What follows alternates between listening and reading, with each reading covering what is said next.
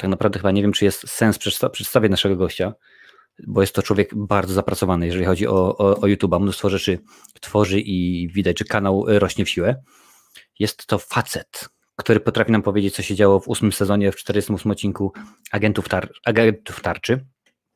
Mam nadzieję, że wyrwiemy od niego opinię na temat 2 scen po napisach z Wandy. I słuchajcie, mówię od razu, będziemy zdradzać fabułę. Jeżeli nie mieliście jeszcze możliwości zobaczyć, bardzo mi przykro. Spróbujemy jak najmniej, no ale nie sposób mówić o tym, jaki wpływ na przyszłość MCU ma serial WandaVision, bez mówienia, co tam się wydarzyło. Więc jedni mówią na niego Marcin, inni kocham kino, jeszcze inni powiedzieliby pół ryb, pół człowiek. Ja powiem po prostu krótko. Panie i panowie, przed wami Marcin z kanału Kocham Kino. Cześć Marcinie. Siemka. Witam, ale się mnie, prawda? Słychać się, dajcie znać, że wszystko słychać, że wszystko jest, gra i trąbi jak zespół kombi. Bardzo ładnie się Marcinie nazywasz. Zostawcie suba u Marcina. Oczywiście, że tak, bo tutaj jest, no, widzicie co zrobił? Widzicie jak to działa? W obie strony, panie i panowie, w obie strony jak najbardziej to działa. Tenet, o, jakoś tak rzeczywiście, bo i tu Nolan, i tutaj oczywiście Nolan. Słuchaj, tak jak mówiliśmy wcześniej, pogadamy sobie o MCU. Wiadomo rzeczywiście, że się wydarzyło dużo rzeczy. Powiedz mi, no, głupie pytanie, ale zadać muszę. Czy widziałeś już oczywiście WandaVision? Kurczę, WandaVision, chyba coś słyszałem. Film o rumuńskich raperach, którzy grzebią tam w studni i potem się okazuje, że wychodzi z tego że nie ma studni. Komata. Tak, dokładnie, że w kosmosie są i tak dalej. To chyba widziałem, ale Agentów Tarczy nie widziałem. Nie widziałeś Agentów Tarczy? Ja przyznam szczerze, że też jeszcze ani jednego odcinka. Jeden odcinek chyba widziałem. Wiesz, dlaczego nie oglądałem? Tak, bo w pierwszym odcinku dałem sobie szansę i w pierwszym odcinku widziałem, jak agent Coulson, o nie, spoilery, agent Coulson wszedł do samochodu i ten samochód odleciał w kosmos i sobie myślę, dobra, to chyba nie jest dla mnie. Troszeczkę jak faceci w Shirley. Trochę tak. Słuchajcie, oczywiście wbijam na czacie w tym momencie link do kanału Marcina. Również tam zostawcie suba, dajcie łap. Pamiętajcie, żeby przybić dzwona, bo to jest dla algorytmu ważne tak naprawdę. Jeżeli tego nie zrobicie, YouTube co chwilę coś zmienia. To co chwilę się coś dzieje. Ja pamiętam, Marcin, czy pamiętasz czasy, jak na YouTubie oceniało się filmy za pomocą bodajże łapki? Znaczy nie to, że łapka w górę albo w dół, tylko była jeszcze, że była łapka. W ten sposób i ta ręka, ten wykres chodził. O, jakie to fajne. Nie pamiętam. Było coś takiego, potem właśnie pozmieniali. Później dołożyli subskrypcję, po subskrypcjach dzwonek, teraz dzwonek i 3 opcje, także to się cały czas zmienia, a wiem, że to nie koniec. W tym momencie YouTube wprowadza już w Indiach i w Ameryce shorty, taką kamerę, jak na przykład w tym momencie masz, że kiedy chcesz coś wysłać, to masz odcinek na żywo, post albo prześlij. No to, w tym momencie ja to mam już. Ale dochodzi jeszcze 4 teraz, zrób shorta, będzie short. Masz to? No pewnie, że mam, ale to tylko w mobilnych aplikacjach. No widzisz, ja niestety nie mam, bo jestem małym. Zobacz na telefonie. Ja jestem. Ale kosmos, no widzicie, dodaj, utwórz posta, nakraj krótki film, ja cię, patrzcie, ja jestem małym youtuberem, panie i panowie, dopiero zacząłem we wrześniu, no, tak to jest, ale słuchajcie, rzeczywiście nie będziemy o tym gadać. Galeria Horroru pozdrawia, super fajnie, o rzeczywiście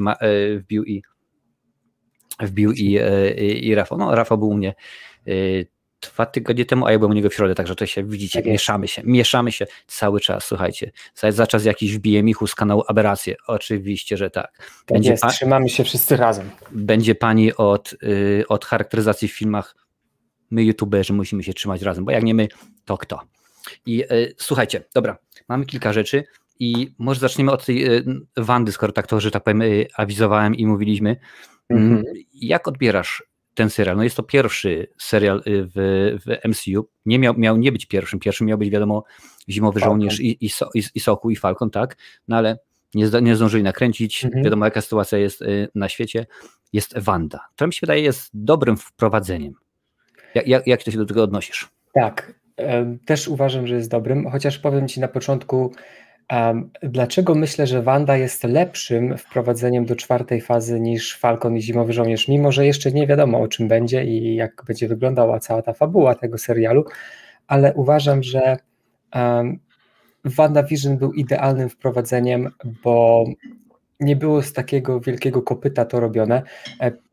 Jak wiecie, no, z 9 odcinków i każdy, może nie tak, że każdy odcinek, ale jakby segmentami to było dzielone, czyli Wanda przeżywała jakby 5 stacji żalu, czy pogodzenia się ze śmiercią Visiona i zaczęło się powoli, zaczęło się od lat 50., powolutku Wanda wkraczała w ten horror i w to ostateczne jakby pogodzenie się z żalem i z traumą i ze śmiercią i moim zdaniem perfekcyjnie to zrobili. Nie było fajerwerków, jak może większość z Was myślała, że będą. Napiszcie w komentarzu pod filmem, gdzieś na czacie, czy myśleliście, że będzie więcej akcji, ale moim zdaniem to stonowanie było w punkt. No i tak jak powiedziałem w recenzji u mnie, dałem 9,1 na 10 całemu sezonowi.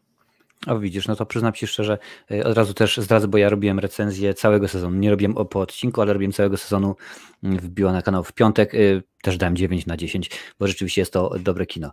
Ja powiem Ci, w tym momencie miałem taki dziwny, może nie zgrzyt, ale obejrzałem pierwszy odcinek, zacząłem go oglądać, mówię, co to jest? O co tutaj chodzi? Dokładnie co nie? Tak. Dopiero później sobie wszedłem na IMDb, poczytałem troszeczkę, no i się okazało, że to jest sitcom, że jest kręcony z publicznością, że na przykład, czemu jest czarno-biały, to się wszystko wyjaśnia bodajże w 8 odcinku, czemu akurat jest czarno-biały, ale się okazało, na przykład takie fajne ciekawostki, że Visiona aktora, czyli Paula Bettany'ego, pomalowali na niebiesko, nie na czerwono, bo się okazało, że w skali szarości kolor niebieski lepiej wygląda i takie rzeczy. Używali specjalnego oświetlenia, które było używane oczywiście w latach 60., innych soczewek do kamer i tak dalej, żeby to autentycznie. Słuchajcie, jedna część to chyba bodajże jeden odcinek kosztował $25 milionów, najdroższy serial wszechczasów do tej pory. I kiedy zacząłem to oglądać, ten odcinek rzeczywiście 8, tak naprawdę wszystko wyjaśnił. Powiedział, dlaczego akurat tak. Dowiedziałem się, po co był zatrudniony do serialu Dick Van Dyke, bo zatrudnili go w Marvelu, również, że potrzebny. I jak ty miałeś? Czy rzeczywiście wiedziałeś, o co chodzi? Bo to serial nie jest oparty na jednym komiksie, to jest oparty na kilku komiksach. To naprawdę może oparty, to może inaczej, wzorowany. Tak byłoby lepiej, bo on nie jest tak, że bierzemy 100% stąd, 100% stąd i to składamy. Nie. Pomysł stąd, 2, 3 i tak dalej i to było poskładane. Jak ty miałeś na początku tego serialu?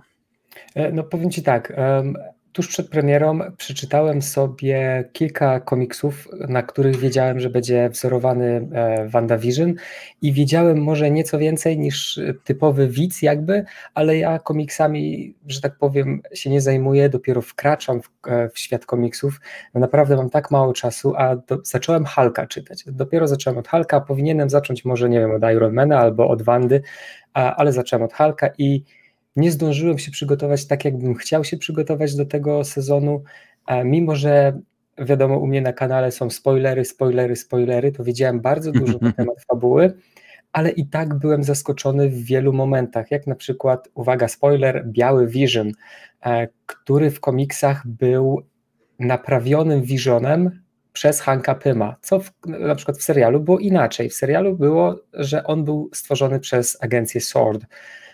Także dużo rzeczy wzięto z komiksów, ale je przeinaczono i to mi się podobało, bo na przykład hardkorowy fan komiksów wiedziałby wszystko na temat tego serialu, gdyby klatka w klatkę, panel w panel brali fabułę z komiksu, a tak dzięki temu, że to zmienili, to mogli zaskoczyć wszystkich. No i jak widać udało się. Myślę, że wszystkich zaskoczyli.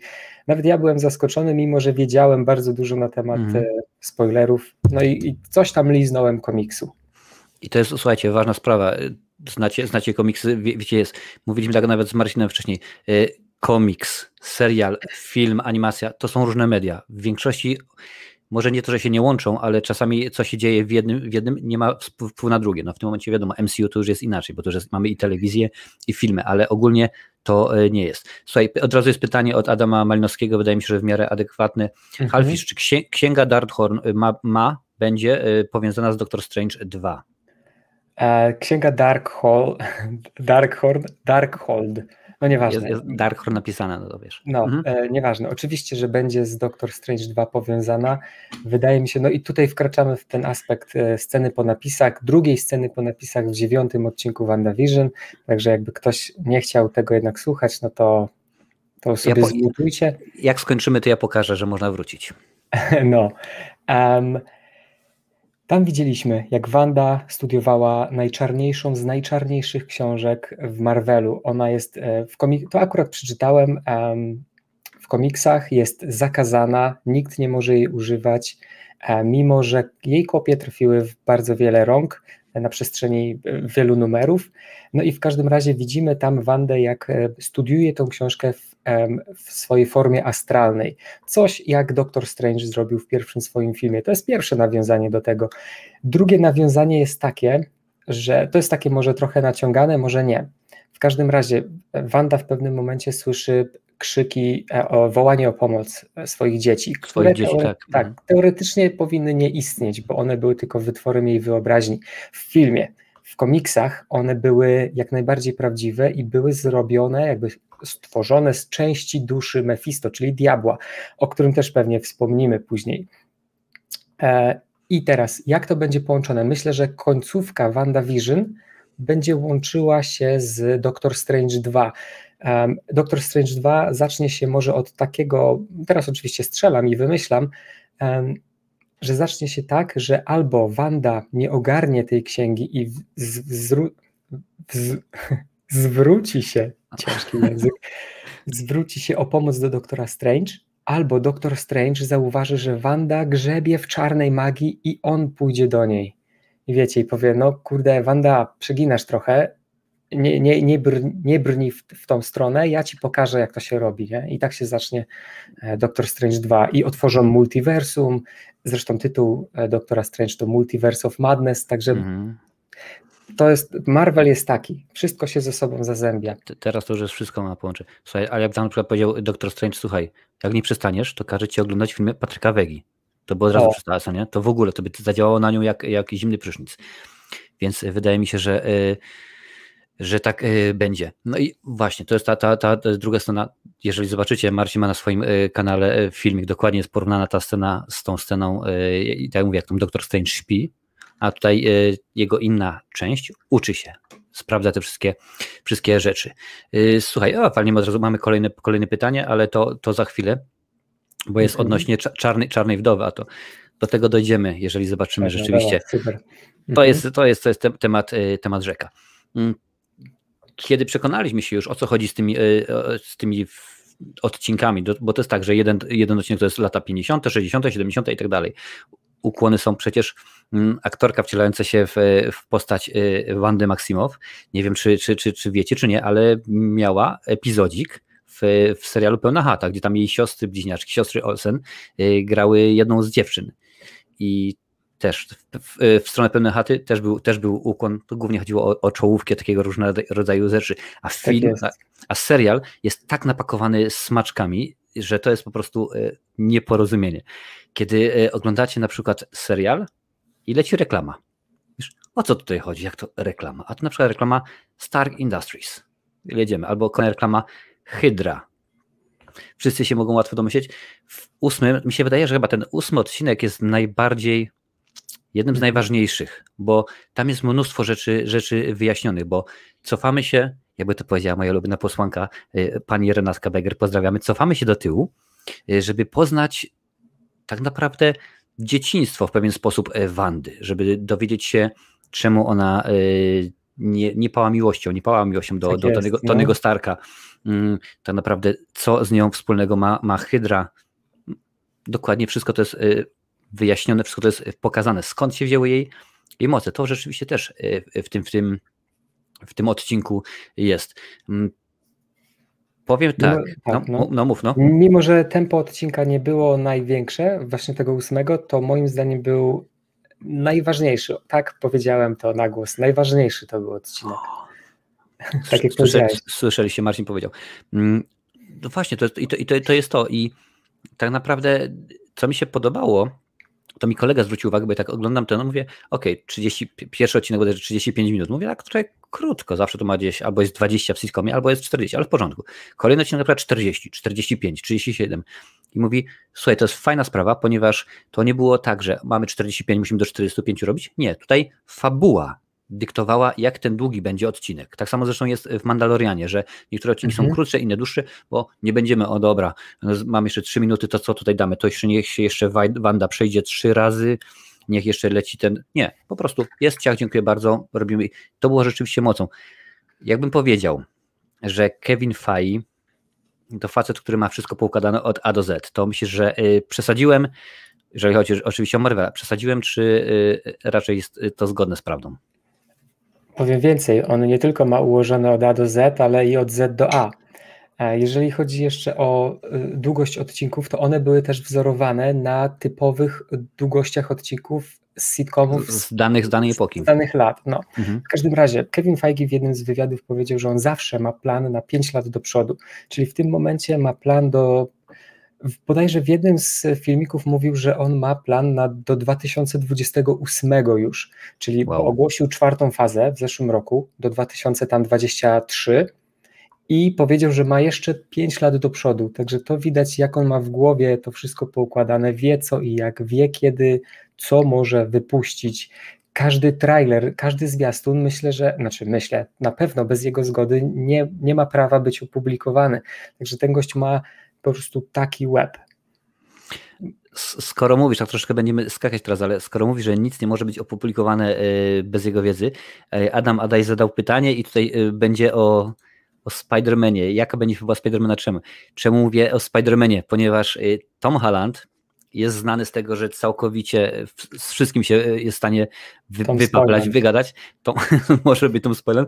Ja pamiętam, nawet oglądałem jakiś wywiad chyba przy okazji 4 bodajże Avengerów, kiedy jest właśnie tam grupka, jest Thor, że tak powiem, jest Tom Holland, jest Antony Mackie obok, no i tam prowadzi babka wywiad, no i Holland mówi, a Mackie nagle, ty, stary, cicho, tego miałeś nie mówić. W ogóle o co chodzi? Rozłożyłeś na czynniki pierwsze na swoim kanale, jeżeli jeszcze nie subskrybujecie, dajcie suba Marcinowi. Zwiastun, zwiastun to może jest buńczuczne słowo, ale... Teaser, nie? Tak, dokładnie, taką krótką zapowiedź nowego filmu o pajęczarzu. Zobaczmy, damy radę będziemy w stanie odpowiedzieć, kocham kino, jaka będzie fabuła w Spider-Man 3, jakiś zarys masz może pomysł? Wow, no więc tak, na podstawie wszystkich potwierdzonych plotek lubię ten zwrot, potwierdzona plotka. Potwierdzona plotka, tak. Możemy się spodziewać, że w Spider-Manie 3 Tom Holland będzie musiał poradzić sobie z tym, co Mysterio zrobił mu niespodziankę, bo ujawnił, kim jest. I wiemy to już od nawet Kevina Feige, że będzie musiał sobie z tym poradzić. Jak sobie z tym poradzi? Oczywiście istnieją teorie, które bazują na komiksach, bo w komiksach też takie rzeczy się działy, na przykład Doctor Strange. I teraz tak, i to wszystko jest znowu połączone, bo wiemy, że Doctor Strange pojawi się w Spider-Manie 3 i Tom Holland pojawi się w Spider-Manie. Tom Holland pojawi się w Doktorze Strange'u. I teraz tak, w komiksach była taka historia, że tożsamość Spidermana wyciekła do informacji publicznej. Spider-Man poszedł do Doktora Strange'a z prośbą o wymazanie z pamięci całej ludzkości tego właśnie wydarzenia. I są takie właśnie teorie, że tak się też może stać, bo łącząc te wszystkie kropki, fani dochodzą do takiego na przykład konsensusu. A o czym jeszcze będzie? Mówi się bardzo dużo o Sinister Six, multiversum, bo wiemy, że mają być, na pewno będzie Jamie Foxx jako Elektro, tym razem nie będzie niebieski, czyli będzie prawdopodobnie, tak jak w komiksach, zielono-żółty. Będzie Doc Ock, czyli Dr. Octavius, jako ten taki, wiecie, ośmiornica, nazwijmy go. No i ma być, mimo że to nie jest oficjalnie potwierdzone, to ma być Tom Holland, chciałem powiedzieć, Tobey Maguire i Andrew Garfield w filmie. Nie jest to oficjalnie potwierdzone, ale zauważono aktorów na planie filmowym Spider-Mana 3. No to co oni mieli tam robić? Chyba nie przyszli popatrzeć, jak się nagrywa film, bo na pewno mają coś lepszego do roboty. Musieli w tym filmie zagrać. Mimo że Tom Holland cały czas zaprzecza temu, no bo wiecie, co on ma robić? Ma powiedzieć w każdym wywiadzie, tak, Tobey Maguire będzie, super się z nim pracuje. Oczywiście, że on tego nie powie, on będzie trzymał, przecież to jest Tom Spoiland, on musi tak uważać na to, co mówi, bo czasami coś, wiecie, no wyleci mu i wszystko popsuje, dlatego będzie zaprzeczał ile tylko może, a i tak wszyscy wiemy, o czym będzie ten film. Multiversum, no i tożsamość Spidermana. Ja przyznam, właśnie wszedłem na IMDb i sprawdzam i rzeczywiście Marvel broni się, nie publikuje żadnych nazwisk ponad to, co wiemy, czyli oczywiście Tom Holland, Zendaya w roli MJ, Benedict jako doktor, Marisa Tomei, już nawet nie ciocia May, tylko May, oczywiście, że tak, jest Ned, jest Jamie Foxx, Alfred Molina jako Doc Ock, Flash, Harry Holland jako sprzedawca prochów, Jose Alejandro Fernandez jako agent tarczy i tyle. Więcej. Co powiedziałeś o sprzedawcy prochów? Harry Holland. Harry Holland, dobra, już ja myślę sobie, mówisz Harry Holland. Ja usłyszałem tylko Harry i myślę sobie Harry Osborn, mówię co?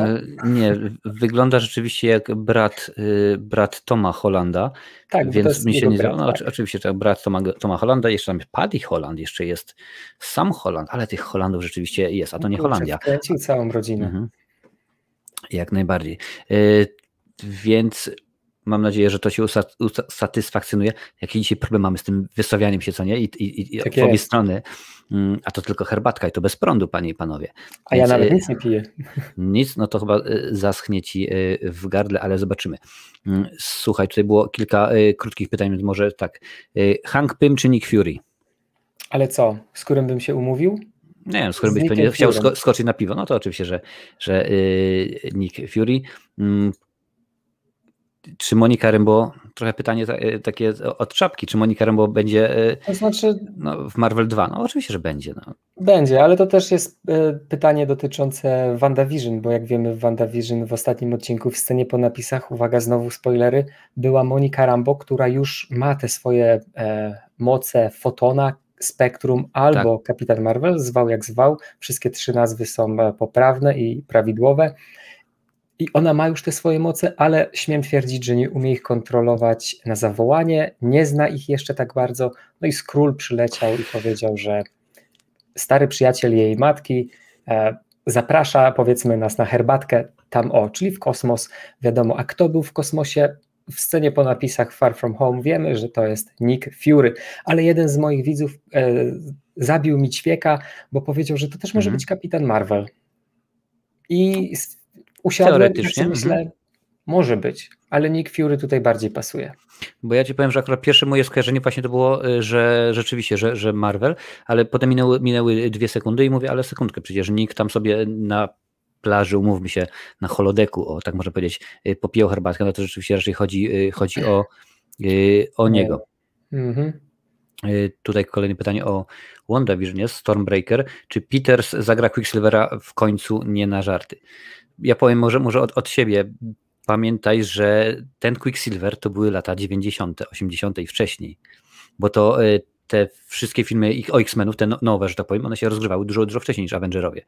Więc zabawne jest, że obydwa Quicksilvery spotkały się w filmie Kick-Ass, też na podstawie komiksu, tam zarówno jeden, jak i drugi wystąpił, ale wydaje mi się, że chyba nie. Jakoś będą musieli z tego wyjść. Wiadomo, że Marvel, Kevin Feige już wie, ale jak myślisz, Marcino? Tak jest, Kevin Feige wie.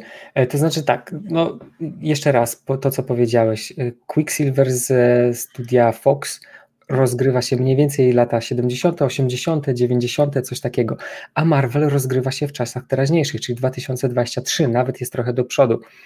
I teoretycznie w takim wypadku Quicksilver, jeżeli miałby przejść z mutantów, to miałby grubo ponad tam 60 lat, no to tak bez sensu trochę.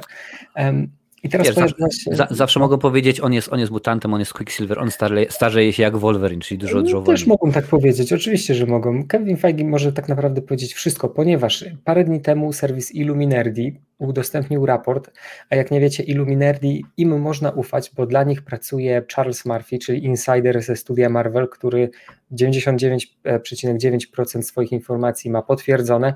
W każdym razie powiedział, że Kevin Feige już zaczął pracę na temat mutantów, na temat wprowadzania mutantów do MCU i to będzie kompletny reboot, czyli te wszystkie filmy, które powstały ze studia Fox, dla Kevina Feige po prostu nie istnieją. Dla niego nie ma Wolverina, dla niego nie ma Storm, nie ma Quicksilvera nawet. Ten Quicksilver, czyli Pietro w WandaVision, to było tylko taki fanservice. To było puszczenie oczka w stronę fanów Marvela, w stronę, wiecie, no mutantów, no to też Marvel, ale no mutantów, X-Menów. I ja myślę, że to będzie koniec jego przygody z MCU i wezmą kogoś innego. Ale jak będzie, no oczywiście, no to musimy zaprosić tutaj Kevina Feige. Kevin, chodź, wyjdź z szafy, powiedz nam. No nie wiem. Wątpię, ale... Słuchaj, powiem ci tak, po ostatnim X-Menach, czyli Mroczna Phoenix, dobrze, że postanowił zrestartować tę serię, bo ten film rzeczywiście rewelacyjny nie był. No nie był najlepszy, tak. Zgadza się. I słuchaj, wróćmy do Wandy, bo a czemu nie? Bo Wanda rzeczywiście jest tematem poważnym jak najbardziej. Kiedy przeszli po pierwszych bodajże 2 czy 3 odcinkach, bo pierwszy odcinek mamy stricte tylko i wyłącznie sitcom, nic nie zapowiada, że będzie cokolwiek innego. Później rzeczywiście ten film się już robi się, ten serial, czemu ja ciągle mówię film? Nie wiem. W każdym razie, kiedy ten serial się robi już troszeczkę poważny, zmienia się oczywiście stylistyka, zmienia się tematyka poniekąd, mimo że to wiemy. To jest zabawne, panie i panowie. Tak na dobrą sprawę na początku w pewien sposób Wanda nie ogarnia tematu, to znaczy nie zdaje sobie sprawy, że to ona wszystko robi, mimo że ona wie, że to robi. Vision zaczyna rozumieć, co się dzieje, bo tak naprawdę odłożył łyżkę chili w trzeciej części Avengerów Vision, bo Thanos mu wyciągnął klocka Lego z głowy, no i go nie było, krótko mówiąc, a tutaj jest. Wiadomo, że Wanda będzie miała, jak mówiliśmy już wcześniej, reperkusje przez całe MCU. Wiadomo, że Rambo się pojawi. Pojawia się, o którym już wspomniałeś wcześniej, Biały Vision, tak który mówisz, że jest, który ma tak naprawdę, panie i panowie, uwaga, zdradzam, który ma za zadanie zabić Visiona, tego, który jest właśnie w Heksie, że tak powiem. O nie. Powiedziałeś. Powiedziałem, stało się. To jest tak jak powiedzieć Candyman 3 razy, co nie? Wiadomo, że tego się już nie da cofnąć, albo sok z żuka. I słuchajcie, kiedy się już rzeczywiście spotykają, on tego Visiona nie odkłożył łyżkę, czyli nie zabija go. Ale nie wiemy, co się dzieje z Białym Visionem. Czy masz może jakąś wiedzę, jak to ładnie nazwałeś wcześniej, insiderską, czy wiesz może w którym, bo tutaj widziałem było jedno pytanie, czy może Biały Vision będzie miał jakieś powiązanie z Ant-Manem 3, czy masz może pojęcie, w którym miejscu nasz chociaż za dużo tego słowa używam, opisującego kolor i może się algorytm wkurzyć, ale w którym ten nowy Vision wypłynie. Pięknie powiedziane. Bardzo dobrze, że pytasz, bo akurat dzisiaj opublikowałem materiał, co dalej z Białym Visionem w MCU. Proszę. Wiem, widziałem, dlatego pytam.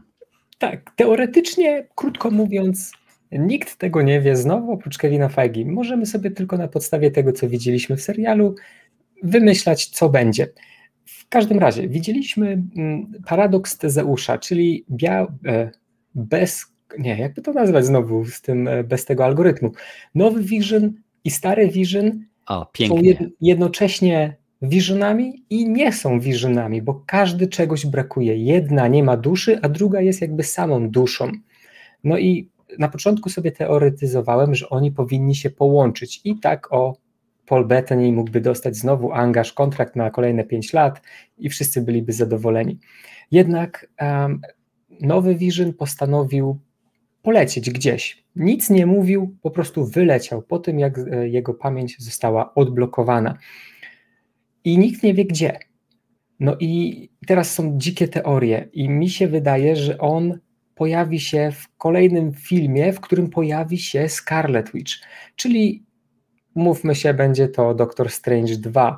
Jakieś nawiązanie do tego będzie. A tutaj pytanie o Ant-Mana 3 padło, ponieważ w komiksach Białego Visiona stworzył Hank Pym. On go naprawił, on go zrekonstruował, no a jak wiadomo Ant-Man 3, no już, znaczy powiedzmy w cudzysłowie, niedługo będzie w kinach, to też istnieje bardzo wielkie prawdopodobieństwo, że on się tam pojawi, bo jestem przekonany, że nie wprowadzili go tylko na 2 odcinki. To by było nie ma szans, nie. Potencjału. Tak, nowy Vision, nazwijmy go nowy, ma zbyt wiele historii w komiksach. On był praktycznie najważniejszym członkiem West Coast Avengers, czyli takiego odłamu Avengers, który w komiksach ma mnóstwo historii. Jest pełno tego. Także on się jeszcze pojawi. Pytanie tylko gdzie i kiedy. Mój strzał to Doctor Strange 2 albo właśnie Ant-Man 3. Super. Sławek 1.1 będzie zapis, oczywiście, że będzie jak najbardziej. Tutaj Damon zwrócił uwagę, że sam Wolverine w Days of the Future Past powiedział, że Quicksilver w 23 był stary, więc, ale jak już ustaliliśmy, będzie całkowity restart, więc to już w tym momencie nie jest istotne. Co sądzisz o Agacie Harkness, panie kolego? Świetne pytanie, ponieważ jutro będzie na ten temat odcinek na kanale. Ale się rewelacyjnie wstrzelić, słuchajcie, albo było dzisiaj, albo wczoraj normalnie. Chyba wiedzą. W każdym razie Agata Harkness... Połączenie telepatyczne chyba jesteśmy, wiesz, jak to mawiają, great minds think alike. Dokładnie. Kathryn Hahn, świetna aktorka, moim zdaniem jedna z lepszych w WandaVision. Możecie się ze mną kłócić, że Paul Bettany jest lepszy, albo Scarlett Johansson, chciałem powiedzieć, Elizabeth Olsen oczywiście jest lepsza. Nie, Kathryn Hahn jest najlepszą aktorką zatrudnioną, jeżeli chodzi o jej umiejętności aktorskie w WandaVision.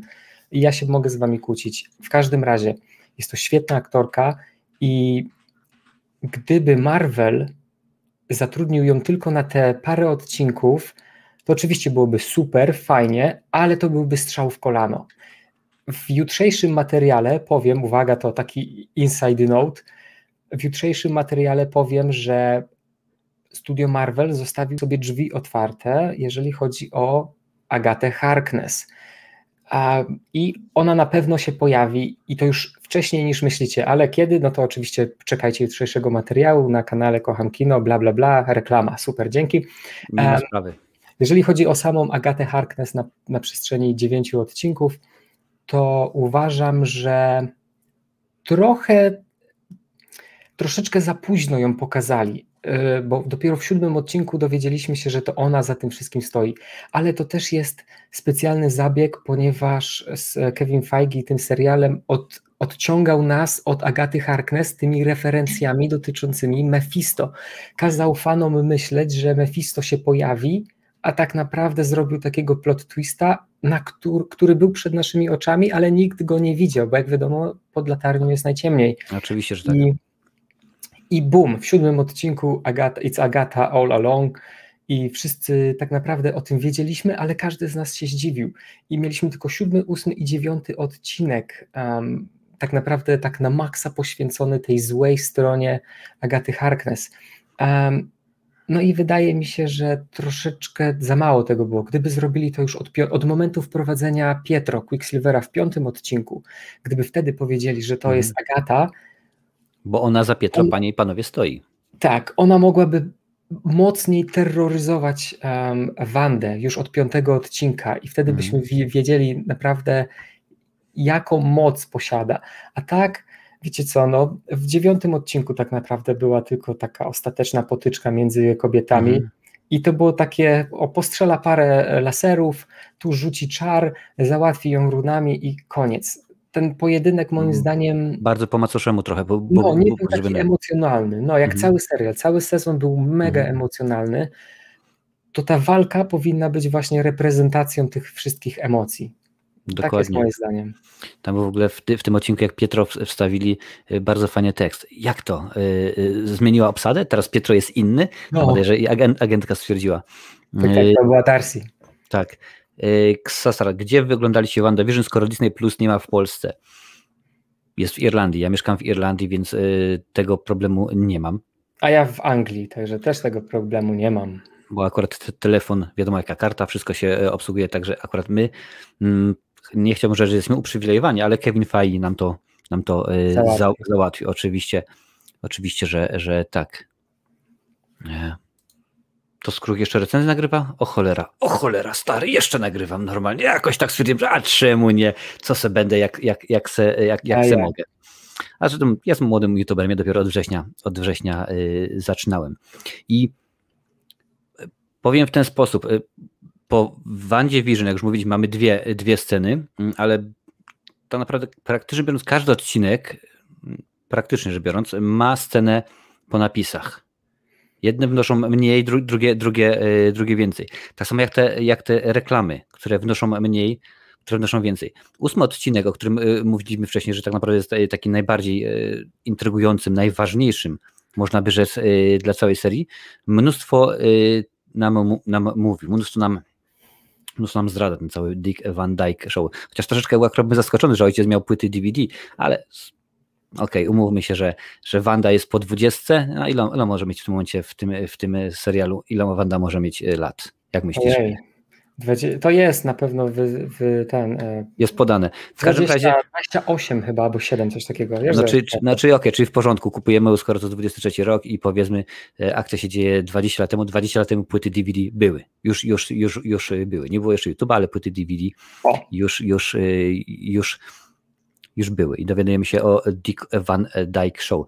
Czy jest jakaś rzecz tak naprawdę, którą widziałeś w tym serialu, a która, no, krótko mówiąc, zaskoczyła cię jeszcze bardziej niż można było się spodziewać, bo każdy odcinek, to wiadomo, jest przynajmniej na początku inne lata, inna stylistyka, odnosimy się do pewnych rzeczy, no już wiadomo, mnóstwo zwrotów akcji w 9 odcinku, kiedy dowiadujemy się, że to jednak ta Agatha Harkness oszukała tego Visiona po raz 1, 2, 3, kiedy dowiadujemy się w jednym odcinku, jak Vision idzie do pracy, że koledzy, no to jednak coś nie halo, bo rzeczywiście oni są tam zblokowani, oni są oczarowani. Czy była jakaś taka rzecz, która zrobiła na tobie wrażenie, że powiedziałeś, o żeż kurczaki pieczone, jak to mawia mój syn.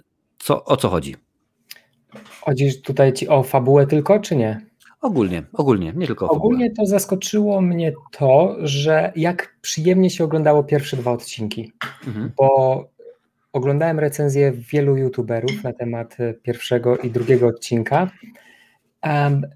To moim zdaniem to było 10/10. To było coś fajnego. Byłem mega pozytywnie zaskoczony, jak dobrze się bawiłem na pierwszych 2 odcinkach, gdzie większość mówiła, że co to jest? To nie jest Marvel, to jest jakiś badziew, ja tego nie akceptuję. A moim zdaniem to było świetne. To było mega dobrze zrobione. I to mnie zaskoczyło. A jeżeli chodzi o samą fabułę, bo te 2 pierwsze odcinki to zaskoczyły mnie swoim przyjęciem, a jeżeli chodzi o fabułę, to zaskoczył mnie Pietro tak naprawdę. To znaczy wiedziałem, że się pojawi, ale nie na tyle, nie tak dużo wcześniej bo zazwyczaj ja wiem na przykład, co się wydarzy w odcinku na tydzień albo 2 tygodnie wcześniej, a o Pietro dowiedziałem się dosłownie 3-4 dni przed emisją odcinka. No i też się zdziwiłem. I tak dobrze. I tak rzeczywiście bardzo, bardzo dobrze. Więc tak to jest. Wanda będzie miała duże reperkusje, wstęp ogromny. Wiadomo, że odbije się może nie czkawką, bo to akurat nie te słowo, ale będziemy mieć skutki serialu, przejdą przez całą 4. fazę, domyślam się. Dokładnie tak. Będzie w ten sposób, bo skoro tutaj już są nawiązania oczywiście do Strange'a, Strange to będzie przy okazji Spider-Man, są nawiązania do Hanka Pyma, więc tutaj również to się będzie odbywało, krótko mówiąc, gdzie wypłynie Vision, zobaczymy. Też pamiętajcie, że postacie, które tam się pojawiają, mamy agenta FBI, mamy dziewczyny, to nagle tutaj jednego agenta FBI wzięli z Ant-Mana właśnie, panią, no umówmy się, panią doktorantkę wzięli. Już jest doktor.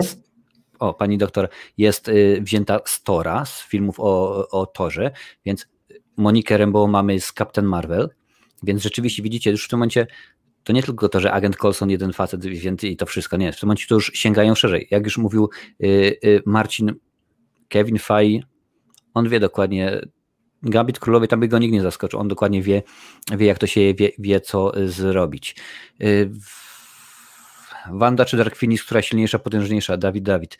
Było stwierdzone, i to też musisz powiedzieć, czy chodzi się o komiks, czy chodzi się o serial i tak dalej, było stwierdzone, że najmocniejszą, najpotężniejszą jest Wanda. No, ja do niedawna myślałem, że najpotężniejsza jest Kapitan Marvel. No ale widać, wszystko się zmienia. Wszystko się zmienia. Wszystko się zmienia, no dokładnie. A z drugiej strony w Dark Phoenix, w Mrocznej Phoenix też było powiedziane, że ona na początku posiadła mistyczną moc Dark Phoenix, której nic nie przebije. Także każda franczyza, jakby każdy odłam franczyzy, bo wiecie, wszystko jest i tak Marvelem, ma swoje prawa, ale Kevin Feige oficjalnie to powiedział w jednym z wywiadów, że Scarlet Witch jest najsilniejszym, najmocniejszym bytem w Marvelu. I tu nie chodzi o siłę fizyczną, bo jeżeli chodzi o siłę fizyczną, to prawdopodobnie Hulk by wygrał, ale tu chodzi o to, co potrafi zrobić. Scarlet Witch jest Nexusem. Nexusem nawet nie jest Doctor Strange, a Nexus to jest postać, która może przedzierać się przez całe multiversum według własnej woli, może tworzyć nowe światy, może zamykać nowe światy. Gdyby Nexus umarł, czyli Wanda gdyby umarła, no to multiversum przestałoby istnieć. Tylko że no, Nexusem jest tak naprawdę od WandaVision, od momentu, kiedy Agatha Harkness nazwała ją, nie od momentu, tylko od momentu reklamy Nexusa, o tak. Zresztą jak będziecie oglądali, będziecie patrzeć na te reklamy, tam jest dużo rzeczy ciekawych pojawia. Jest właśnie zresztą Nexus, jest Hydra, jest na przykład pojawia się Logos, czy Lagos, a to jest akurat ta sytuacja, kojarzycie, kiedy tam Wanda, moce? Wiadomo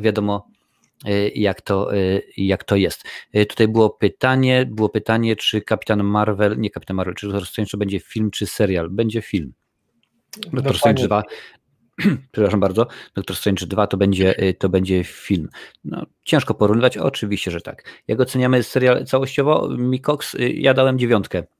A ja zakończenie bardzo impuls, naprawdę, jeżeli kochasz nie tylko Marvela, komiksy, obejrzyj, bo rzeczywiście dobrze zrobione i przygotuj się na to, że to jest serial inny niż inne, ponieważ kiedy zaczynasz oglądać Teorię Wielkiego Podrywu, The Big Bang Theory, wiesz, że to będzie sitcom.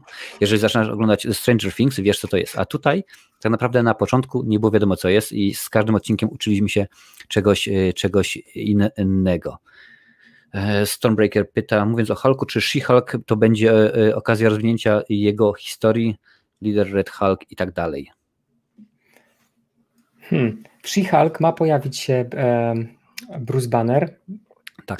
Czyli Mark Ruffalo, ale to będzie raczej historia taka, która pomoże wprowadzić, to będzie tak, jak to się nazywa po polsku, jak historię próbujesz pociągnąć do przodu. Ekspozycja. Bruce Banner będzie ekspozycją dla She-Hulk, czyli She-Hulk to kuzynka Bruce'a Bannera, która zaraziła się tą chorobą, czyli byciem Hulkiem poprzez transfuzję krwi. Miała wypadek i tylko Bruce Banner mógł ją uratować poprzez transfuzję krwi. I tak She-Hulk czy Jennifer Walters stała się She-Hulkiem. I myślę, że nic więcej z tym z Hulkiem nie zrobią w tym serialu, bo to nie będzie serial o Hulku, tylko to będzie serial o She-Hulk, moim zdaniem. Poza tym Mark Ruffalo, panie i panowie, jest bardzo sfrustrowany faktem, że nie ma do tej pory swojego filmu, gdyż prawa do Hulka posiada Universal, a Universal jakiś czas powiedział, że nie interesuje ich, nie będą robić, ale prawa mają do któregoś tam roku, bo tak, jeżeli popatrzycie, wszyscy dostają Kapitan Ameryka, Thor i tak dalej, nawet tak naprawdę Czarna Wdowa, która rzeczywiście jest najmniej obok Hawkeye'a, najmniej Avengerową z Avengerów, można by rzec. Hawkeye dostaje swój serial, a tutaj Hulk nic, naprawdę. Miałem nadzieję, że kiedy robili kiedy robili Logana, bo to jest na podstawie komiksu Old Man Logan, rzeczywiście pojawił tam w komiksie pojawia się rzeczywiście Hulk, pojawia się Hawkeye i tak dalej, ale ze względu na, na prawa autorskie nie mogli tego pokazać. Tam było, tam było nie jeden Hulk, tam było Hulki, tam było ich dużo, panie i panowie, więc może Mark Ruffalo będzie chciał się wbić na chwilę chociażby, zobaczymy.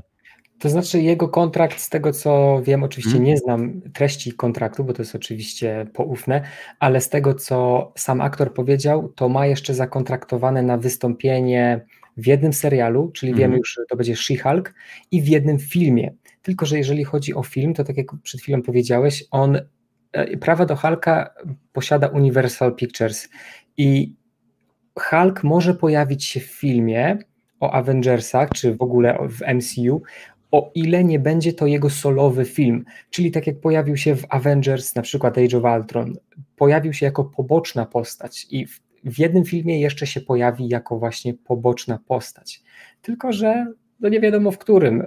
Strzelam, że to może być Avengers 5, ale zanim do tego dojdzie, no to będzie to minimum 2024 rok. No i Mark Ruffalo może być już po prostu za stary na to. Nie wiem, co tam czat sądzicie na ten temat. Czy powinien zagrać Mark Ruffalo za te 3, 4, 5 lat? On będzie już...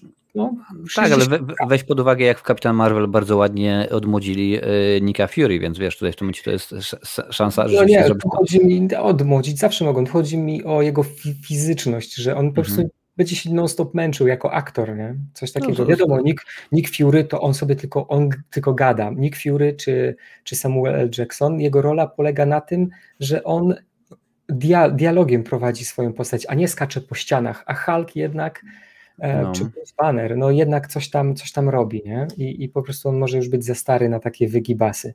Wiadomo, mogą to załatwić postacią CGI, dublerem i w ogóle, ale myślę, że to już jest koniec Marka Ruffalo. Możliwe, że tak jest. Dobra, przejdźmy dalej, bo cały czas gadamy o Wandzie, a rzeczywiście jeszcze kilka innych filmów marvelowskich jest, aczkolwiek troszeczkę pociągniemy. Co myślicie, zrobią z postacią Moniki? Ja myślę, że zginie w kosmosie jak kapitan Marvel. Zapytaj Kevina, Kevin wie wszystko jak najbardziej. Czy podoba ci się nowy strój Wandy? Bo mi bardzo, pisze Mikox X. No to jest bardzo komiksowy strój Wandy, to jest wyciągnięty kropka w kropkę z komiksów, także co ma się tam nie podobać, chociaż bardziej podobał mi się strój Wandy w 6. odcinku, kto oglądał i wie o czym mówię, to... Dokładnie, to ten sam odcinek, w którym bardzo fajny był strój Visiona. O tak. No, sądzę, że brak solowego filmu Hulka to wielki minus, bo to mogło być super. Oczywiście, że tak, no ale tutaj wszystko są prawa autorskie. Czemu dopiero teraz postaci z X-Meny dołączyły? Ponieważ Disney kupił 20th Century Fox. Czemu Deadpool dopiero teraz dołączy do Avengerów, a już potwierdzono jest, że dołączy.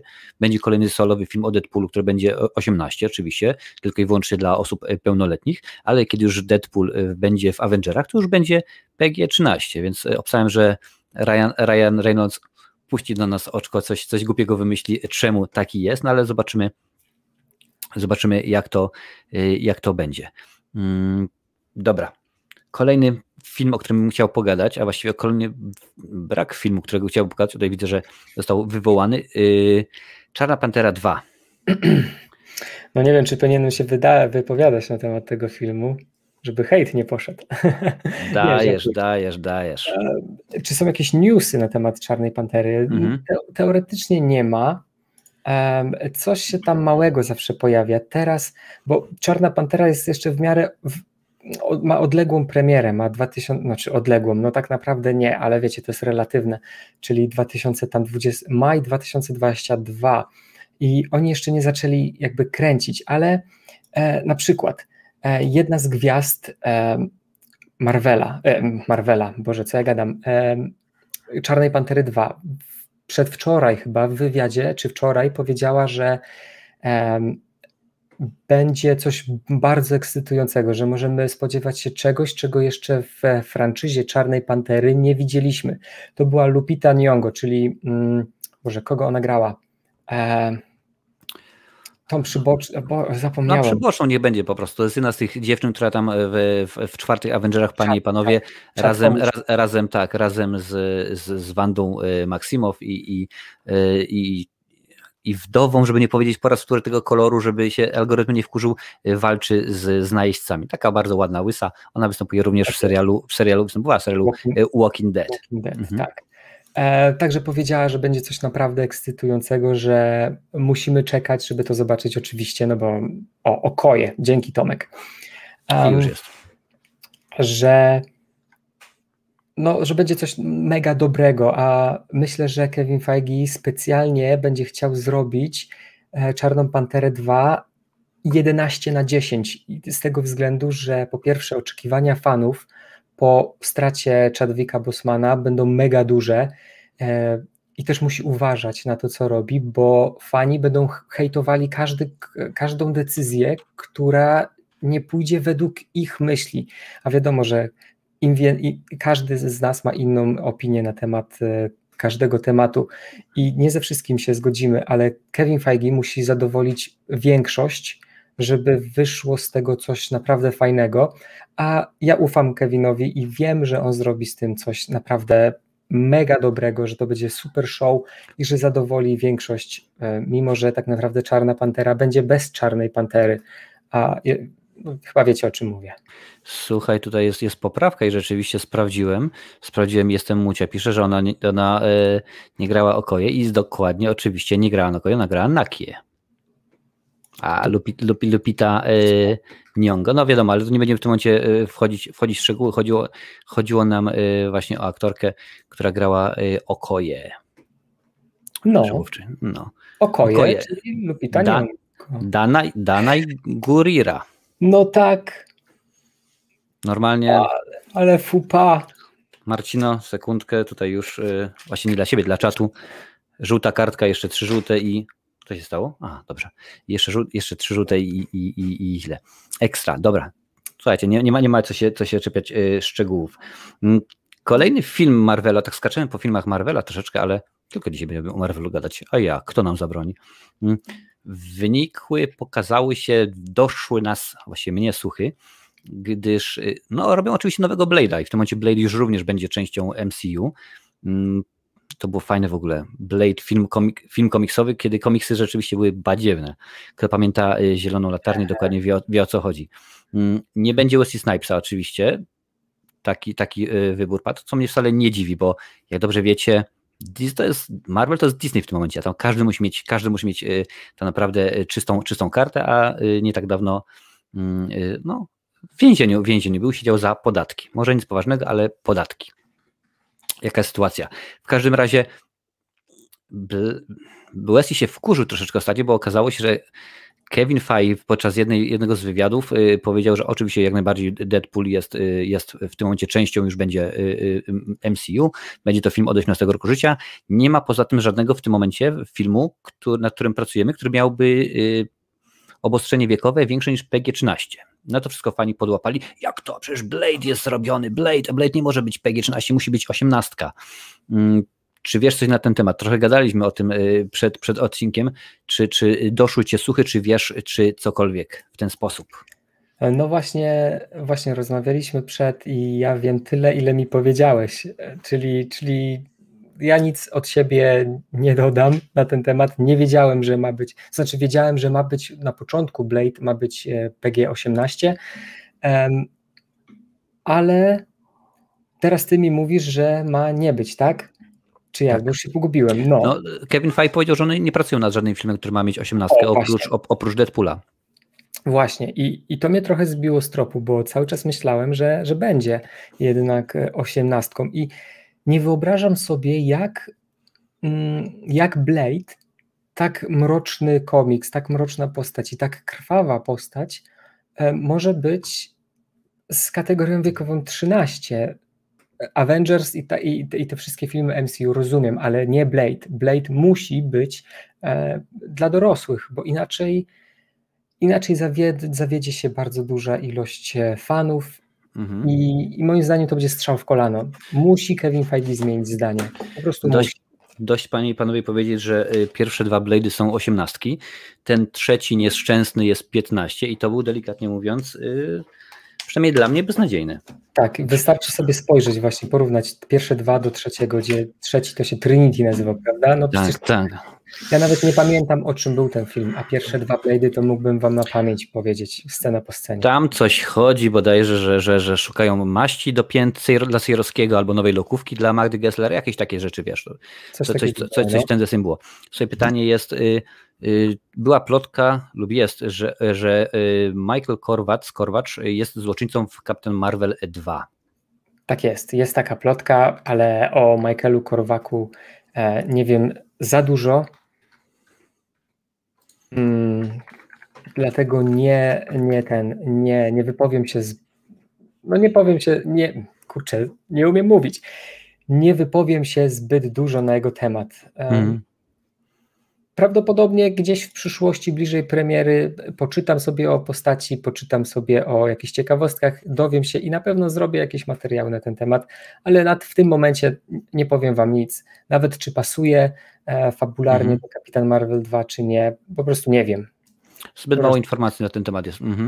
Tak samo tutaj do Flolipka, w ogóle jeżeli mnie pamięć nie myli, tutaj było przynajmniej, Flolipek jest z Krakowa, więc pozdrawiam cię, ja też wychodzę na pole.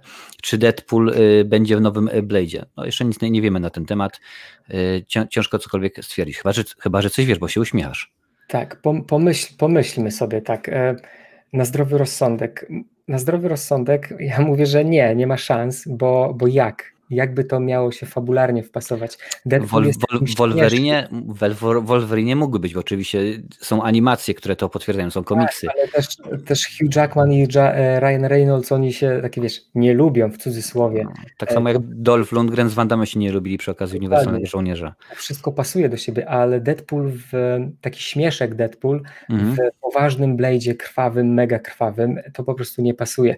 Ja myślę, że dlaczego zadałeś to pytanie, ponieważ dwie postaci są bardzo krwawe, może tylko dlatego, ale one nie pasują do siebie, moim zdaniem przynajmniej, ale no może się pojawić, no bo pamiętacie, ja zawsze mówię, w Marvelu wszystko jest możliwe i nic nie dzieje się przez przypadek.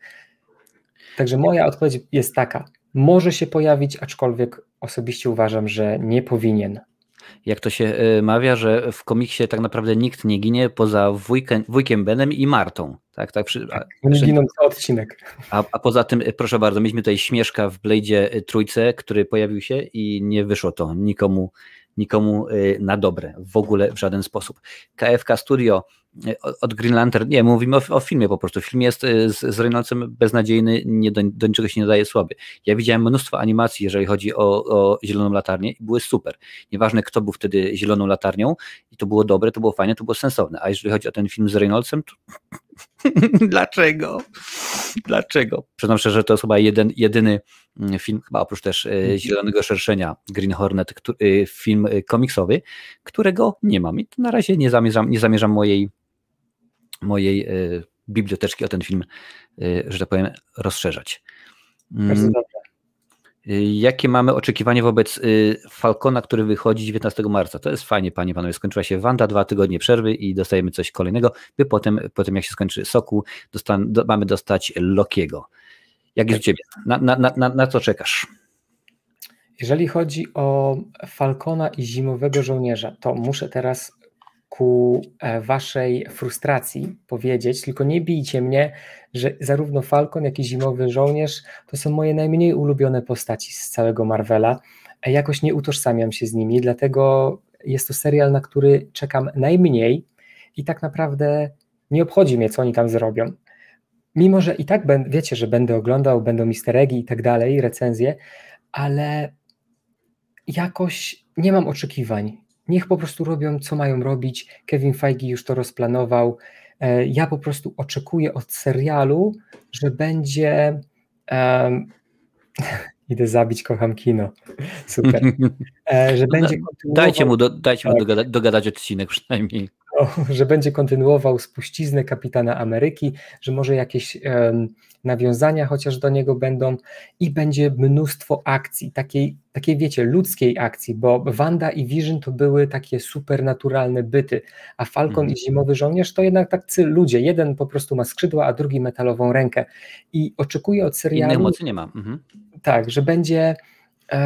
taki bardziej ludzki, że te akcje nie będą takie z kosmosu, że nie będą strzelać laserami, tylko że będą fajna choreografia będzie w tym serialu, cięty humor, i bardzo szybkie tempo. Zdecydowanie oczekuję, że będzie 5 razy szybsze tempo niż w WandaVision i to są moje oczekiwania na temat Falcona. Ja od razu dodam, bo Marcin powiedział choreografia, nie chodzi o taniec, bo dzisiaj jesteście bardzo cięci na czacie, choreografię walk. Bijatyki, panie dobra, dodam. Panie i panowie. bo rzeczywiście dzisiaj czat jest zdecydowanie bardzo, bardzo cięty.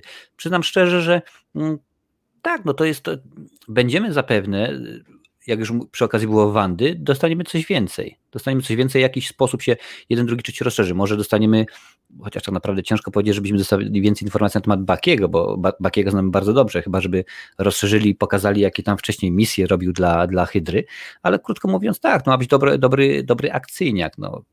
Po Lokim nie wiemy, czego się spodziewać, bo rzeczywiście Loki to dopiero no o co chodzi? No, Loki powstał przez błąd w 4, który Avengerowie popełnili. Tylko i wyłącznie. Bo tak to, słuchajcie, go Thanos jak mówiłem już wcześniej przy okazji siary, odłożył łyżkę chili. Słuchaj, pytanie szybkie do ciebie jest, kto ci zrobił takie ładne profilowe? Takie profilowe ładne zrobił mi teraz zarżnę jego imię, Figaterro albo Frigaterro. On jest tylko na Instagramie. Zaraz wam link dam, jeżeli Marcin mi pozwoli, to... Wrzucaj pewnie, jeżeli by nie wchodziło, to podeślij mi prywatną wiadomością, to ja wtedy wrzucę. Dobra, zaraz wam wrzucę, także możecie się... Dobra, zaraz, a ja zobaczę, co tutaj się dzieje. Jeszcze raz zapytam, jaki wpływ na Spidermana 3 będzie miał serial WandaVision? Chyba powiedzieliśmy już wcześniej, że rzeczywiście ten multiwers cały będzie, może bezpośrednio, tak niekoniecznie, ale oczywiście, a widzę, że pisałeś, super, bo pewnie nie wchodzi, że rzeczywiście, no co tu dużo mówić, panie i panowie, będziemy mieli Doktora Strange, który jest i tutaj, no zobaczymy, jak to będzie. Proszę bardzo, wrzucam link do Figatesa na Instagramie, oczywiście pewnie źle wymówiłem, no ale możecie sobie sprawdzić, zobaczyć. Właśnie, oczywiście, słuchajcie, skoro to jest mój odcinek, to mogę się pochwalić i podziękować wam wszystkim, ale muszę najpierw wyłączyć ten komentarz. Proszę bardzo. Jesteście po prostu świetni, super, bo wspieracie mnie na Patronite, wrzucacie donaty. To sprawia oczywiście, że kanał rośnie w siłę, jest szansa na to, żeby jeszcze nie mam takiej możliwości, jak na przykład Galeria Horroru, której był przed chwilą, że tylko i wyłącznie z YouTube'a żyje. No niestety tak nie jest. Ja jestem młodym YouTuberem, panie i panowie, młodym stażem na YouTubie. Nie czepiać mi się tutaj. Ale dziękuję za wszystkie donaty, które wrzucacie. Dziękuję za wszystkie osoby, które wspierają mnie na Patronite. To rzeczywiście sprawia, że to, co robimy, jest łatwiejsze, przyjemniejsze i kiedy okazuje się, że trzeba nabyć drogą kupna nową kamerę albo oświetlenie, albo coś, wtedy to jest łatwiejsze. Super fajnie. Słyszeliście o tym, że Venom ma się zwrócić przeciwko Spidey'emu, może w MCU pojawi się czarny Spider-Man, bo symbiot stwierdzi, że go opanuje, by poznać jego słabości. Wow. Pytanie rozbudowane. Teoretycznie Venom to jest jeden z największych wrogów Spidermana, także czy Venom ma się zwrócić przeciwko Spidey'emu? No ciężko by powiedzieć. No to... Właśnie, on zawsze był przeciwko Spidermanowi, ale zanim dojdzie do tego, że Venom pojawi się w MCU, on raczej nie pojawi się w takim stricte MCU filmie typu, nie wiem, jak Avengers 5. On będzie jak Tom Holland. Tom Holland i Spider-Man są od studia Sony, tak samo jak Venom, czyli Venom ewentualnie tylko ze Spider-Manem może mieć interakcję. Raczej wątpię, żeby miał z innymi z herosami, bo tu pisze, że w MCU pojawi się czarny Spider-Man. Raczej ten czarny Spider-Man, czy jakikolwiek Spider-Man i Venom pojawią się tylko w swoim mikroświecie Spider-Verse, to się tak nazywa, czy to jest Sony Universe Pictures of Marvel Characters, już nie wiem, jak to się dokładnie mówi. Jeżeli się pojawi, to właśnie tylko tam. Ale jak zwykle, wszystko jest w Marvelu możliwe, prawdopodobnie tak będzie, ale to są naprawdę mega odległe plany moim zdaniem. Poza tym pamiętajcie, że troszeczkę inaczej się droga poszła z Tom Hardym, niż tego, co było z Venomem, także to jest inaczej, bo Venom na początku powinien się, że tak powiem, przyczepi do Spidermana, ale to jest wiadomo, kto widział, ten wie. Ninja 5510, czy będzie można obejrzeć Godzillę kontra Kong w Polsce? Sprawdziłem w tym momencie na IMDb i jest w pierdyliardzie różnych krajów, począwszy od Tajwan, Francję, Hongkong, na Polskę póki co nie jest jeszcze zapowiedziana. Nawet Litwa, Łotwa ma, więc obstawiam, że może coś będzie, ale na razie żadnych oficjalnych danych na ten temat nie ma, a to już 24 marca, panie i panowie. Ja będę miał, bo ja tutaj jestem, gdzie jest Irlandia, 26 marca, więc oczywiście wbiję recenzję na kanał, jak tylko będę miał możliwość obejrzeć. No nie będzie lepszego Wolverina niż Hugh Jackman. Tym bardziej, że ja mam akurat taki problem, właśnie może nie problem, że wiele postaci, które są grane, nie wyobrażam sobie innego Wolverina, ponieważ jak dla mnie Hugh Jackman nie grał Wolverina, on był Wolverinem. Tak jak na przykład Mickey Rourke to jest Marv w Sin City, nie może być inaczej. Tak samo jest przy okazji Wolverina. No, ciężko sobie teraz wyobrazić. To jest tak samo jak dopiero co Marcin mówił odnośnie Pantery. Widzicie, jak ładnie uniknąłem koloru. Pozdrawiamy, drogi algorytm, że wchodzi się w dosyć wielkie, dosyć duże buty i trzeba rzeczywiście wypełnić to konkretnie, bo czasami się to udaje, a czasami nie. Przy okazji na przykład Hellboya się w ogóle tego nie udało i cały czas Ron Perlman to również był Hellboy. Także wiecie... Są takie ikony, po prostu największy problem jest taki, że te filmy mają już x lat i nie tylko nasze pokolenie się na tym wychowało, ale też kilka innych, na przykład nasi rodzice czy wasi, moi może nie, ale to są postaci, na przykład Hugh Jackman jest z nami od 2000 roku, my wyrośliśmy na jego postaci, dlatego teraz nie wyobrażamy sobie nikogo innego na jego miejscu, ale słuchajcie, no jak Kevin Feige zadecyduje, że na przykład będzie Scott Eastwood albo Daniel Radcliffe, to na początku będziemy narzekać, a później zobaczymy, że podjął bardzo dobrą decyzję. Oczywiście, że tak. Ale tak jak mówicie, no, Hugh Jackman to jest po prostu legenda, jeżeli chodzi o Wolverina. I to pewnie zawsze zostanie u wszystkich w sercu. On chyba 8 razy się wcielał w ten postać, bo nawet były epizody w niektórych filmach. Czy też ma szansę na powrót do MCU kapitan jako Steve Rogers? Z tego, jak to ładnie Marcin wcześniej powiedział, jest potwierdzona plotka, że Evans podpisał umowę na wystąpienie w kilku epizodach, jako epizody w kilku filmach. Gdzie wypłynie, czy masz może jakąś wiedzę tajemną rodem z Horcruxa, skoro mówisz o Harrym Potterze, o Danielu Radcliffe'ie, czy wiesz może, gdzie może wypłynąć? Tak, to znaczy są teorie, oczywiście jedyną taką potwierdzoną plotką jest to, że jest w trakcie rozmów do podpisania umowy na kilka cameo, czy jak chcecie to nazywać, nieważne. Tu nie chodzi o Kapitan Ameryka 4, bo to się na pewno nie wydarzy, tu chodzi o krótkie epizody i moim zdaniem najlepszym momentem na to jest Falcon i Zimowy Żołnierz, ale to jest raczej drugi sezon, bo no nie oszukujmy się, te seriale, niektóre przynajmniej, będą miały więcej niż jeden sezon.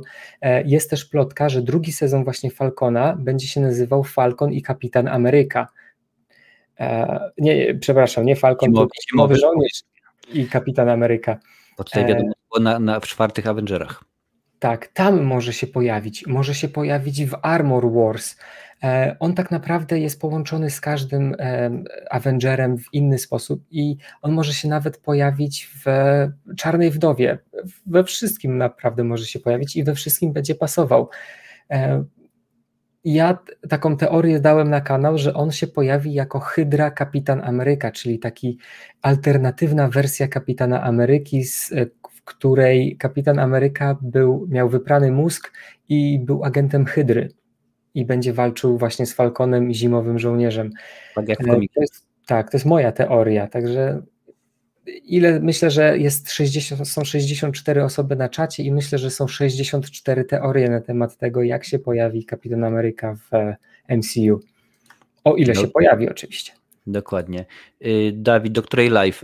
No, przyznam szczerze, że może jeszcze z 20 minut maksymalnie. Niestety, panie i panowie, niektórzy z nas pracują i trzeba rano wstać do pracy. A tutaj w tym momencie rozwijamy swoją pasję. Co masz ciekawego?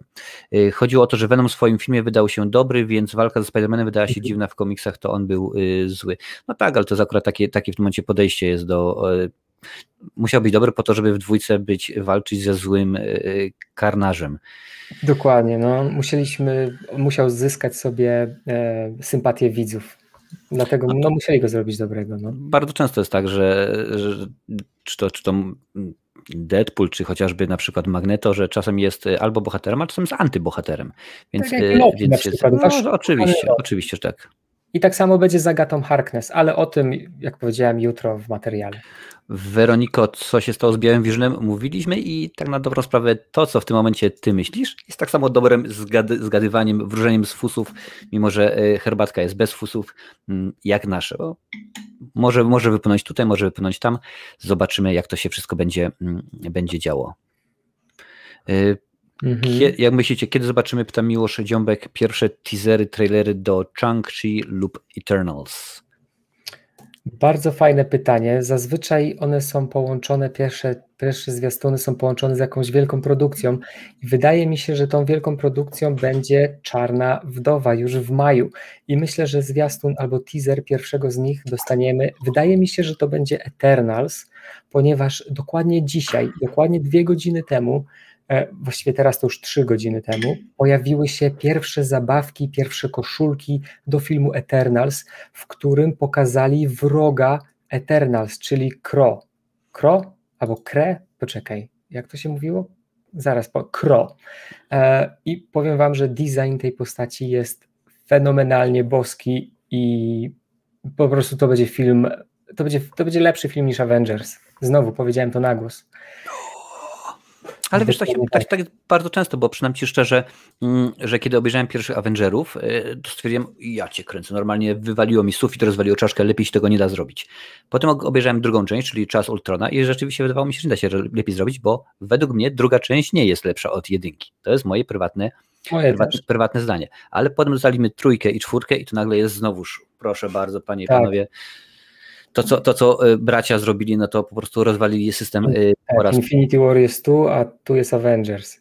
Także dało się, oczywiście, ale pamiętajcie, to jest siłą MCU i Marvela, że oni postanowili, no to najpierw wprowadzamy Ironmana, potem wprowadzamy Thora, potem Kapitana i tak dalej, dopiero później na zakończenie dostaliśmy Avengers.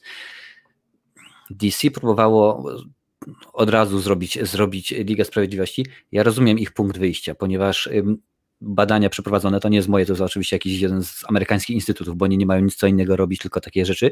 3 najpopularniejszych na świecie, najbardziej rozpoznawalnych superbohaterów to jest Batman, Superman oraz Spider-Man. Niekoniecznie w tej kolejności, ale to jest ta 3. Więc pewnie sobie założyli, słuchajcie, skoro każdy dzieciak wie, kto to jest Superman, każdy wie, kto to jest Batman, no to teraz wrzucimy ich razem, rzeczywiście będzie fajnie.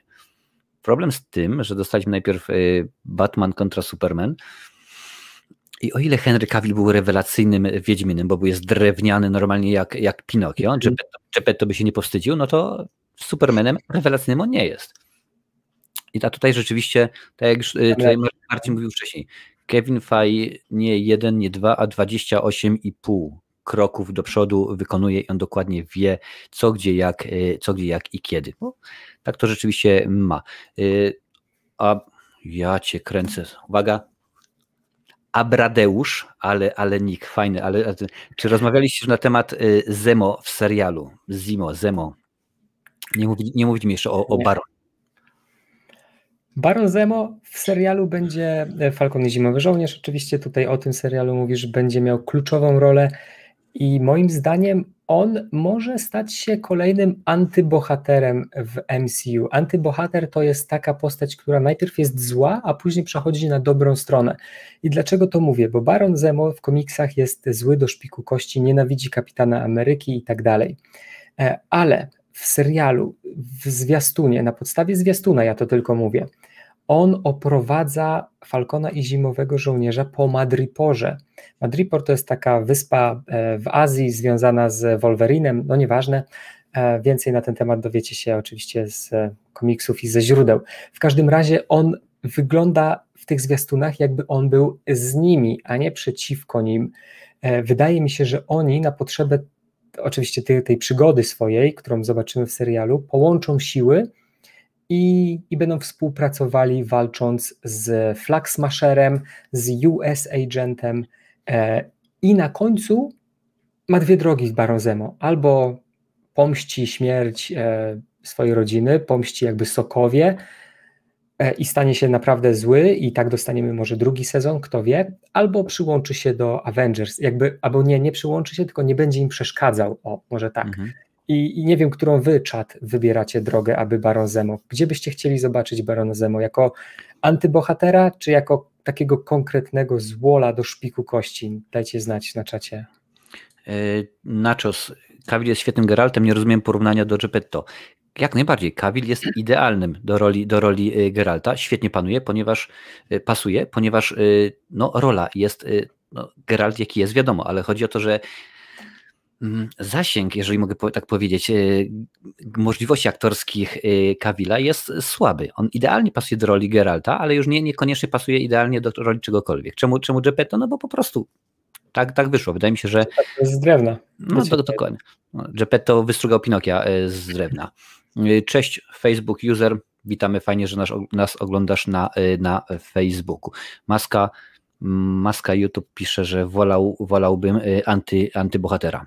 No to już zobaczymy, bo tak naprawdę to może być tak jak Magneto. Czasami jest tak, a czasami jest tak. No wiadomo, że jest taka, a nie inna sytuacja.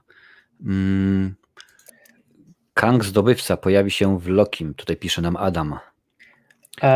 Teoretycznie tak, są na ten temat w zwiastunie Loki widzieliśmy nawiązania do Kanga Zdobywcy, do żyjącego Trybunału. Nie wiem, jak to po polsku będzie przetłumaczone, bo nie żyjący Trybunał, powiedzieliśmy, słuchajcie. Living Tribunal. Są nawiązania do tego i nie widzę jakby przeciwwskazań, że on nie będzie w Lokim. Ale czy się pojawi jako fizyczna postać? Myślę, że nie. I znowu będzie tak jak w WandaVision i Mephisto, że będą nawiązania, a gdzieś go później, czyli w Ant-Manie 3 ma się pojawić Kang Zdobywca jako fizyczne zło dla Avengers. Tylko że jeszcze nie wiemy, czy on będzie przeciwnikiem tylko dla Ant-Mana, czy będzie przeciwnikiem na przykład, gdzie wygra z Ant-Manem i wtedy Ant-Man poleci do reszty Avengersów, słuchajcie, pomóżcie mi, przyszedł taki Kang Zdobywca, chce zniszczyć świat i musimy się zebrać znowu, żeby go pokonać. Zobaczmy, panie i panowie. Czy widziałem Kryptonim Uncle? Tak, widziałem Kryptonim Uncle. W miarę fajne. To jeszcze było pytanie odnośnie doktora Strange'a. Czy uważacie, że Mephisto pojawi się u doktora Strange'a? Pyta Kubala. No tak, to jest ciężki temat, bo miał się pojawić w WandaVision. Oczywiście było jak było, ale no bo tak, potencjalni wrogowie w Doctor Strange 2 to mogą być Mephisto, to może być Nightmare, czyli koszmar, to może być Wanda, o czym też już mówiłem, albo to może być Baron Mordo, albo zupełnie ktoś inny, o kim nie mamy pojęcia. Także znowu, wszystko w Marvelu jest możliwe. Jeżeli chodzi o Mephisto, to ma większą szansę na pojawienie się jako wróg niż ktoś inny na podstawie właśnie WandaVision, która jest połączona z Doktorem Strange'em. W WandaVision mieliśmy chyba z 50 000 różnych easter eggów dotyczących Mephisto, a jak mówiłem wielokrotnie, nic w Marvelu nie dzieje się przez przypadek i to nie może nie zostawić po sobie jakiegoś echa. To się odbije w którymś momencie od ściany, którą jest albo Doctor Strange, albo Wanda, albo cokolwiek i on się w końcu pojawi. W końcu musi się pojawić. No nie ma innej opcji. A w tym momencie tutaj sobie sprawdziłem, panie i panowie, na IMDb, no i oczywiście jest wiadomo, że jest Benedict Cumberbatch, jest Rachel McAdams, jest Wanda Maximoff, czyli Elizabeth Olsen, jest Mordo. Mordo również się pojawi, czyli Chiwetel Ejiofor. Więc mówią nam, coś pokazują. Słuchajcie, Marcin, to jest dzisiaj clue naszego dzisiejszego odcinka. Kevin Feige dokładnie wie. On wie dokładnie, co wrzucić. Na przykład IMDb to jest najbardziej opiniotwórcza strona filmowa na świecie. Więc on dokładnie wie, gdzie wrzucić. Skoro się pojawia Mordo, to znaczy, że będzie. A czy w tym momencie będzie zły, czy znaczy to, że będzie zły, to tak, ale czy będzie pierwszy, największy? Zobaczymy. Słuchajcie, obserwujcie. Pamiętajcie, jeżeli jeszcze nie daliście suba, to dajcie suba do Marcina, dajcie suba do mnie, jeżeli macie ochotę, a jeżeli nie macie ochoty, to dajcie również suba. My o takich rzeczach informujemy. Akurat Marcin więcej, bo ja tak naprawdę nie skupiam się tylko i wyłącznie na komiksach, nie tylko na Marvelu, ale rzeczywiście o wszystkim mówię, a Marcin głównie o komiksach, więc bardzo fajnie. Proszę bardzo, że po WandaVision Mephisto stał się menem, pisze Aleksandra Śnieżek. Tak. Oj, widziałem fajne memy na temat Mephisto. No trudno, miał się pojawić, wszystkie znaki na niebie i ziemi wskazywały, że się pojawi, a się nie pojawił, no niestety. Jak w Killerze, bo ja wyłożyłem, żeby nie zapomnieć i zapomniałem. Dokładnie. Wiadomo, tak, Mordo potwierdzony miał ścigać takich jak potępiony. No zobaczymy, to słuchajcie, jest mnóstwo możliwości, zobaczymy jak ta, proszę bardzo, tutaj już Adaś pisze, że dał ci suba, więc jest bardzo fajnie, dziękujemy bardzo i panie i panowie, na zakończenie, bo już no niestety jak mówiłem, rano trzeba wstać, życie toczy się dalej, pytanie bardzo dziwne, ale niech będzie, od Air Novexa. Lubisz lody korniszonkowo-majonezowe z koperkiem? Jeżeli ja mam odpowiedzieć na to pytanie, to musiałbym powiedzieć, jak bardzo głodny jestem, bo taki smak jeszcze nie widziałem, ale powiem wam, byłem w Gdańsku, pozdrawiam cały Gdańsk, jeżeli ktoś jest z Gdańska, to macie świetne miasto, byłem parę tygodni, nawet tygodni temu w Gdańsku, nieważne. I jedna z najsłynniejszych lodziarni, nie będę mówił nazwy, serwuje lody o smaku 4 serów. Mozzarella, tam jest ser pleśniowy i jakieś tam 4 sery. I myślę sobie, kurczę, no byłbym głupi, gdybym nie spróbował. I to były najgorsze lody, jakie w życiu jadłem. Wyrzuciłem je od razu. I myślę, że korniszonkowo-majonezowe z koperkiem też bym wyrzucił. To brzmi jak sos tatarski. Tak, gdyby nie koperek, korniszonowo-majonezowe bym zjadł, ale ten koperek wszystko psuje, no. To jest jeszcze dobre. Ale Ralph Bohner to największy troll MCU. No, jeżeli widzieliście 9 odcinek, to dokładnie wiecie, o co chodzi z Ralphem Bohnerem.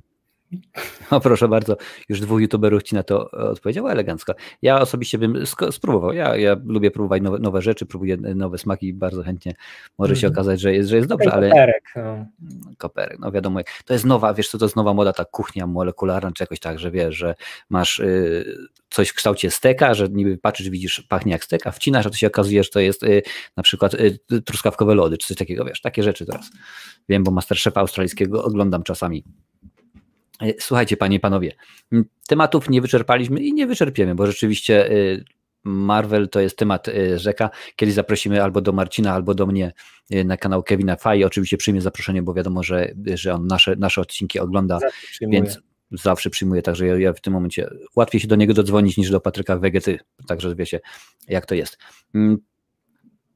Zobaczymy, no w tym momencie premierów jest mnóstwo, no niedługo Soku i Zimowy Żołnierz, później Loki. Miejmy nadzieję w końcu, że Wdowa również się pojawi na naszych ekranach, że rzeczywiście to całe badziewie, które krąży wokół, skończy się i będzie można pójść do kina. Jak ja bym poszedł do kina, ostatni raz byłem w grudniu i to jeszcze na Wonder Woman 1984.